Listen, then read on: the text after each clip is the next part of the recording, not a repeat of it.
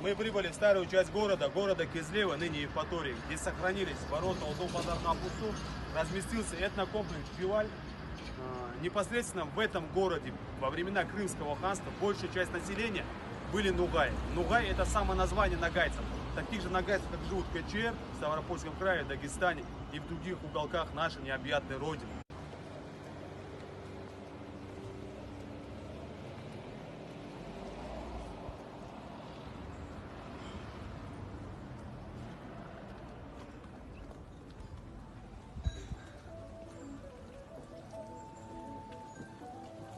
Это тот самый этнокомплекс Дживали, о котором я вам говорил ранее. Здесь сделано все в крымско-татарском национальном стиле. Черепица 300-летней давности, а то и более. Я думаю, не стоит задаваться вопросом, что мы заказали. Непосредственно в Крыму нужно заказывать крымский настоящий кофе. Это что-то нечто. В Крыму кофе является национальным напитком. Я хотел вам показать одну такую изюминку Крыма.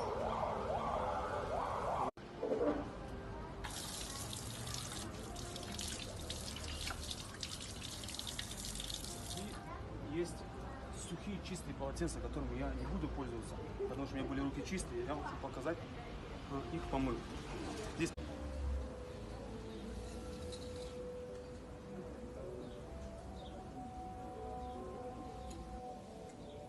шоколадное облако. соус. А что это? Соус. Нам принесли вот такой замечательный кофе с густой пенкой, которая должна присутствовать в кофе. Так это кофе заварной и варится в турках. Это никакого отношения десерт к национальному не имеет, но вот этот сахар, это вареный сахар, по обычаям кофе пьют прикуску с этим сахаром. Пока остывает кофе, я расскажу вам, что значит камчатный нагайц. Камчатный нагайц — это не просто плеть для управления лошадью. Это показатель социального статуса. Была ли она из серебра, сколько было в ней драгоценных камней, тем самым ее владелец демонстрировал свой социальный статус. Камчатный нагайц — это настоящий символ власти, носить который мог только мужчина. Камчой решались споры, изгоняли злых духов и даже убивали врагов. Камча — это настоящий мужской аксессуар. Это как дорогие часы Patek Philippe или хороший обувь на мужчине сегодня. В то время также ценилась настоящая, хорошая, добротная камча. У нас есть с собой две нагайки. Заур Ага заказал у нас две нагайки. Одну для своего сына, именуем Сабир Заур Уло Бесулу Тейпаса. Сабир — сын Заура из рода Бесулу. С нагайской тамгой, с узором, плеть выполнена из козы. И у нас для Заура Ага, непосредственно и для его сына, есть личный подарок от себя. Вот такая вот монетка Крымского ханства с крымской тамгой из серебра во времена правления Девлет-Гирей хана.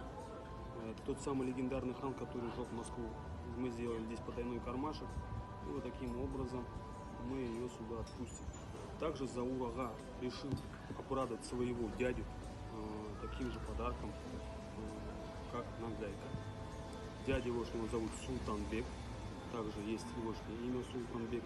Нагайская тамга, его родовая тамга. На каждой нагайке есть непосредственно наше клеймо нар, что означает гранат. Здесь плеть также выполнена из козы, ручка, темляк, все из натуральной кожи.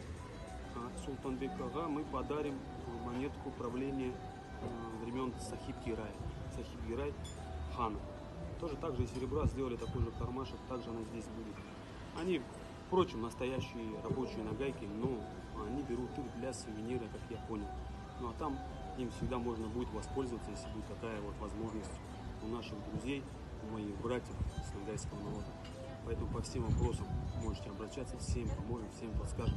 И вот эти монетки — это действительно оригинальные монетки, которые мы сегодня купили, приобрели и дарим нашим дорогим клиентам, нашим